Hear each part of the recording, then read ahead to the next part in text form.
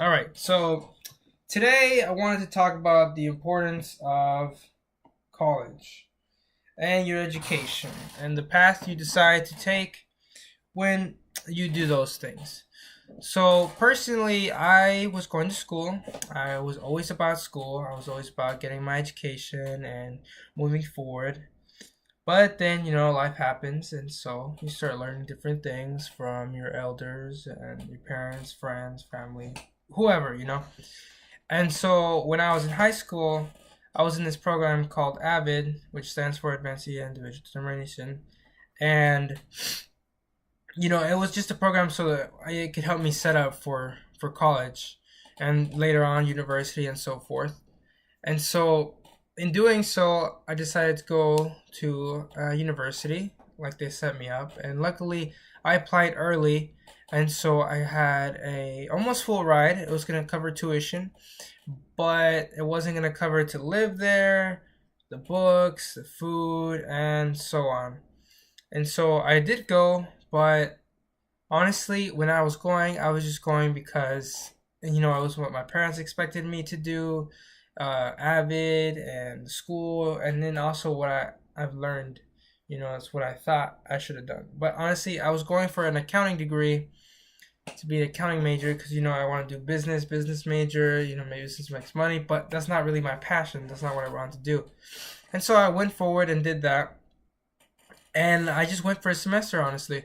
And even there, when I was there, I felt lonely. I mean, there was people there and friends, but I don't know. I just tended to feel lonely. I did join a couple organizations, but I don't know. I still felt kind of lonely. Maybe it's because I just felt like I was the only one going through this when I shouldn't have felt that way, honestly, because every single one of those students is going through that. And if you're watching this right now and you're in school, you might be going through that, or if you're thinking about school, you might already gone through that, or you're going to go through that. So hopefully you don't go through that. Now, in doing so, I decided to come back home and save money and go to a community college close to where I live and come back home and be back with parents.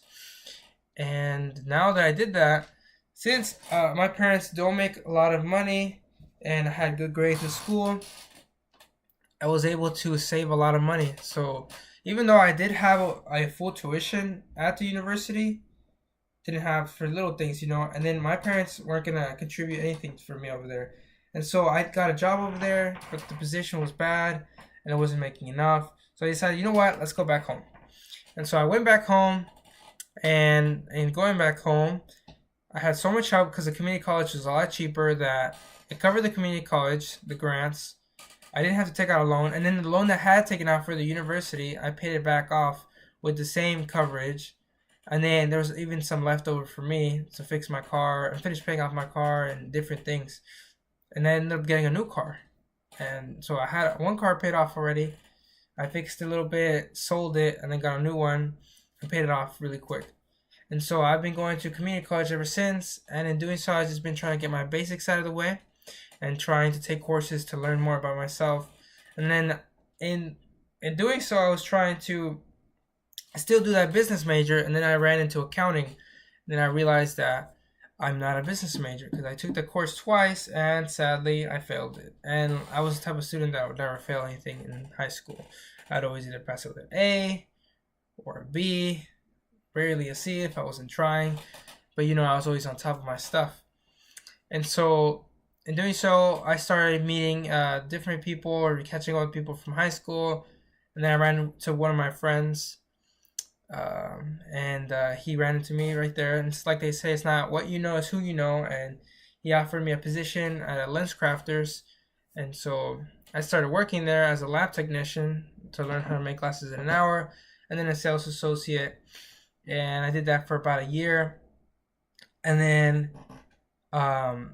it just didn't work out there for whatever reason. But I ended up working actually next door, which is where I work now, in an optometrist office. And then I realized I really like this field. It's kind of strange because my sister actually had gone into this field, and I never thought I would do such thing. She was gonna be a eye doctor assistant or a COT certification, certified ophthalmic technician. I think it's called. I'm still looking it up.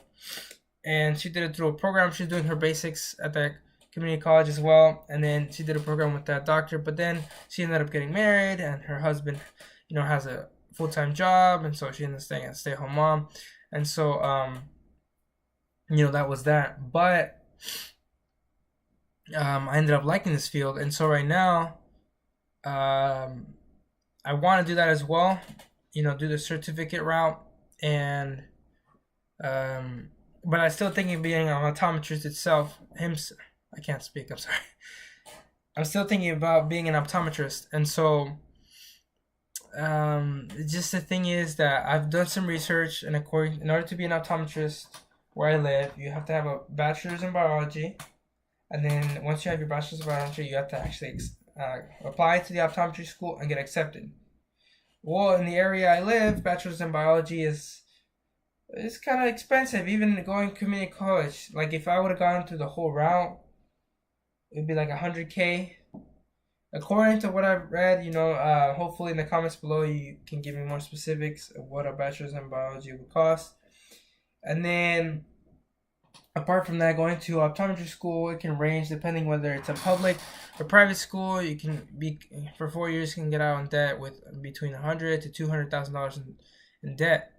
And right now, since I'm staying home and I'm trying to do the certification course, those can make I don't know, between $20 and $25 an hour. What if I, do that instead and don't get any school debt and don't have any other debt and just start saving while I'm at home and save for a house and, eventually get a huge down payment on a house and just start paying the house as I live at home, and then hopefully in a couple of years move out. So I don't know what path I'm gonna go take yet. I think I'm taking that path right now, and then maybe later come back to school. But then adults are always like, you're gonna regret it. It's gonna be hard to go back to school. This and that. I mean, I don't have any kids or anything, so I'm kind of I don't know. I'm just debating what to do right now, and so that's why I'm just trying to put my thoughts out there, and try to advise people to do what they think is best, and try to get as much advice from older people, from experienced people, and from your peers. So never be afraid to ask, and ask a lot. That's what I've learned so far. And I feel like it's made me a better person. And I think, being open to everyone's opinion is good. And you still have to stay strong to your own personal beliefs. But, try to have a conversation, get the conversation started. Whether if you're young, with your parents, maybe you didn't get along with your parents, you have to move out. And so I try to view everyone as a mentor, no matter how old or young they are. Everyone is living their life, and everyone's life is just as real as yours. So you gotta respect, what they've been through and what you've been through. I mean, they should equally respect what you've been through. And so, yeah, that's my thoughts. And I guess this would be my first video here on YouTube, and hopefully we can have many more. So let's see how I turn this thing off.